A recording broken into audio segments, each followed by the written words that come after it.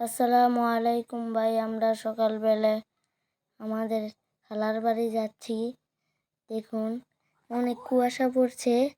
আর খালার বাড়ি যেয়া মাহফিলে যাব, এই জন্য রওনা হয়েছি।